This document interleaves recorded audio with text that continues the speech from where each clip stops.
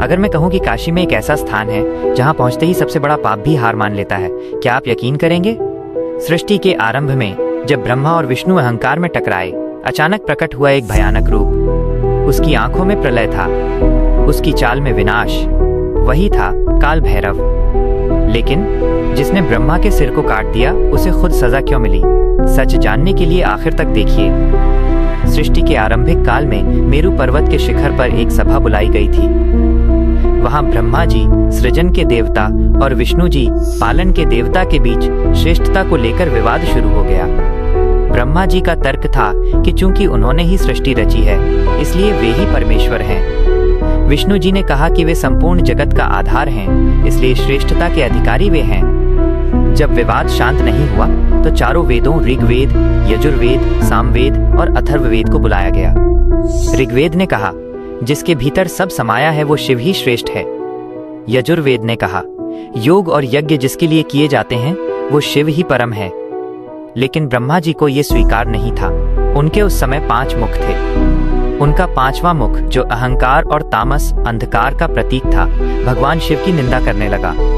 उसने कहा, शिव तो श्मशान निवासी है, सांपों को लपेटे रहता है, वह मुझ सृष्टिकर्ता से बड़ा कैसे हो सकता है? जैसे ही ब्रह्मा के 5वें मुख ने शिव का तिरस्कार किया, वहां अचानक एक दिव्य प्रकाश प्रकट हुआ।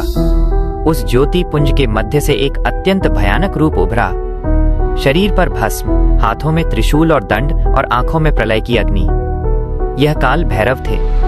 वे इतने क्रोध में थे कि उनके हुंकार से तीनों लोक कांपने लगे। भगवान शिव ने भैरव से कहा, तुम काल के समान हो, इसलिए तुम्हारा नाम काल भैरव होगा। तुम अधर्म का नाश करो।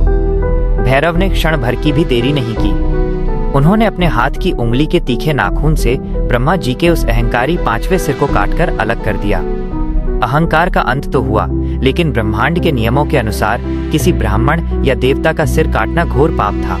वो कटा हुआ सिर कपाल भैरव की हथेली से चिपक गया। ब्रह्म हत्या का पाप एक काली छाया ब्रह्म हत्या रूपी स्त्री के रूप में भैरव के पीछे पड़ गया। भगवान शिव ने भैरव से कहा, तुम्हें इस पाप का प्रायश्चित करना होगा। तुम एक भिक्षुक बनकर तीनों लोकों में भ्रमण करो, और जब तक ये कपाल तुम्हारे हाथ से नहीं गिरता, तब तक तुम मुक्त नहीं होगे। भैरव एक हाथ में डंडा और दूसरे में ब्रह्मा का कपाल लिए ब्रह्मांड में घूमने लगे। वे स्वर्ग गए, पाताल गए, पर्वतों और नदियों के पास गए, लेकिन कहीं भी उन्हें शांति नहीं मिली। भटकते भटकते काल भैरव वाराणसी, काशी की सीमा पर पहुंचे।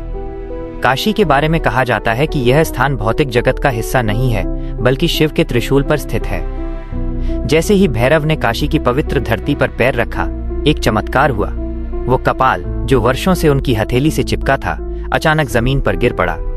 वो स्थान जहां कपाल गिरा, आज कपाल मोचन तीर्थ के नाम से जाना जाता है। शिव प्रकट हुए और उन्होंने भैरव से कहा, पुत्र, आज से तुम इस नगरी के अधिपति हो।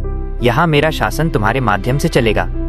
जो भी काशी आएगा, उसे पहले तुम्हारे द्वार पर हाजिरी देनी होगी। तुम यहाँ के कोतवाल होगे और दुष्टों को दंड दोगे। शिव ने उन्हें एक और विशेष अधिकार दिया, भैरवी यातना का। मान्यता है कि जो व्यक्ति काशी में मरता है, शिव उसे तारक मंत्र देकर मुक्त करते हैं, लेकिन उसके पापों का हिसाब काल भैरव करते हैं।